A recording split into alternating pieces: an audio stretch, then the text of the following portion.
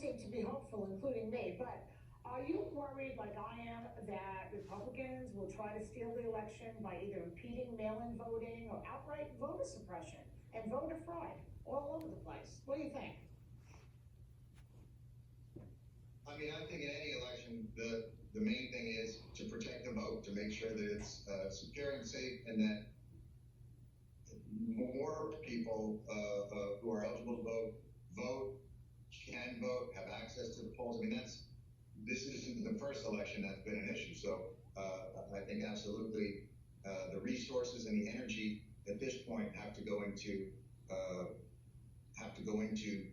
protecting and expanding the voting rights to all eligible citizens. I mean, that's been an issue in the country for years and years and years. John, you've said you were more of a Bernie bro or an Elizabeth Warren kind of guy, but you've come around on Biden, and now you say he's exactly the type of person this country needs right now. What do you mean by that?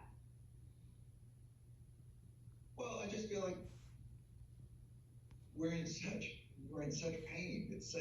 There's so much anguish, and I think it's clear in this election. Look, what's Donald Trump going to run on? His record? That's not going to happen.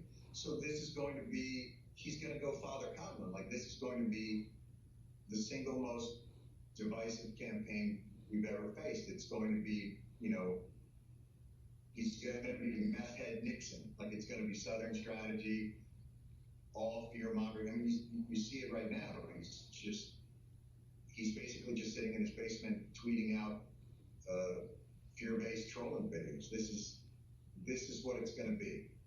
And the main characteristic, I think, that I've always really been impressed with Biden is he's a guy who has faced great hardship and grief in his life. He's lost a wife and a young child and his oldest son to brain cancer. And I think that grief humbles a person in a way that can't be, there's no artifice to that.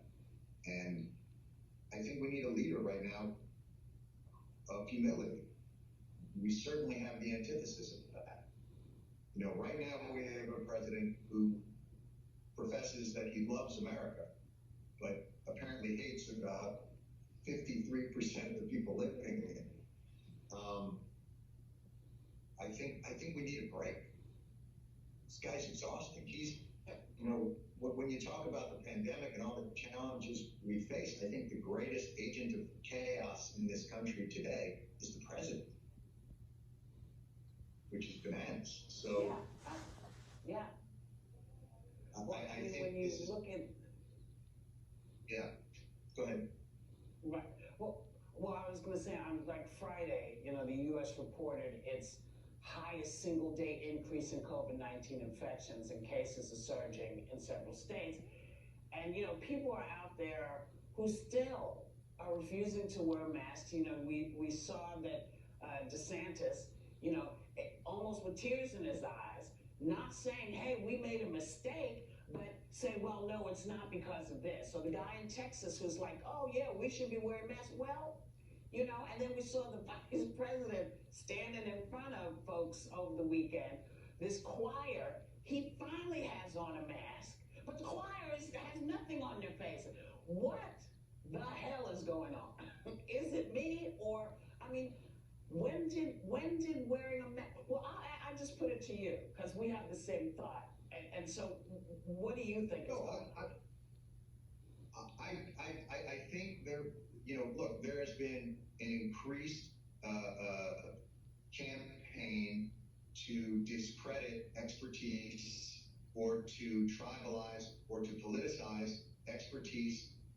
There's a whole undercurrent that this pandemic is, a hoax or a power grab. And it's, living in the Northeast, I think we all realize, this is real and it's brutal. And the idea that wearing a mask is somehow government overreach, I would just say, have you been in operating rooms? Surgeons wear masks, not because they listen to NPR and drive Volvos. They wear masks because that's more sanitary.